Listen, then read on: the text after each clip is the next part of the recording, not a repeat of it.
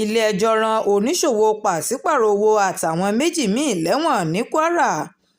ilé-ẹjọ́ gíga tìjọba àpapọ̀ tó fìkàlẹ̀ sílùú Ìlọrin ìpínlẹ̀ Kwara lábẹ́ onídàájọ́ Abímbọ́lá Awógbòrò ló ti ṣe àgbékalẹ̀ ìdájọ́ pé kí arákùnrin Yakubu Aminu ṣiṣẹ́ ìlú fún 200 wákàtí látàrí wípé ó ṣòwò pàṣípààrọ̀ owó láìní ìwé-ẹ̀rí tó dájú.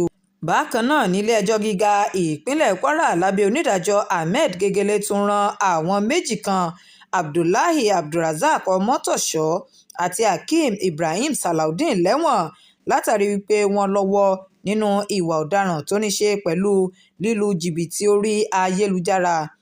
Àjọ tó ń gbógun ti ìṣòwò ìlú mọ̀kùmọ̀kù EFCC ẹ̀ka ti ìpínlẹ̀ Kwara lọ́jọ́ 9 oṣù kẹwàá ọdún 2024 ló ti fojú àwọn mẹ́tẹ̀ẹ̀ta yìí bá ilé-ẹjọ́ lórí ẹ̀sùn ọ̀tọ̀ọ̀tọ̀. Àwọn olùjẹ́jọ́ ọ̀hún ni wọ́n gbà wípé àwọn jẹ̀bi ẹ̀sùn tí wọ́n fi kàn wọ́n tí ilé-ẹjọ́ náà sì ṣe ìdájọ́ wọn lórí ẹ̀sùn ẹnìkọ̀ọ̀kan wọn níwájú ilé-ẹjọ́ ọ̀hún.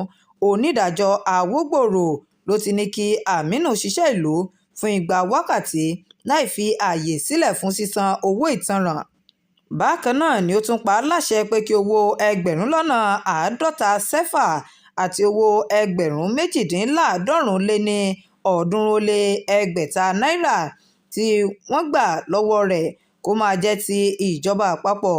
Nínú ìdájọ́ tiẹ̀ ni onídàájọ́ Gegele ti rán Hakeem àti Abdullahi ní ẹ̀wọ̀n oṣù 6 tó fi ààyè sílẹ̀ fún wọn láti san owó ìtanràn 150 náírà tí ó ní kí owó mílíọ̀nù 4 náírà tí wọ́n gbà lọ́wọ́ Hakeem àti owó $100 tí wọ́n gbà lọ́wọ́ Abdullahi àti fóònù olówó iyebíye tó wà lọ́wọ́ àwọn méjèèjì kó máa jẹ́ ti ìjọba àpapọ̀ orílẹ̀-èdè yìí.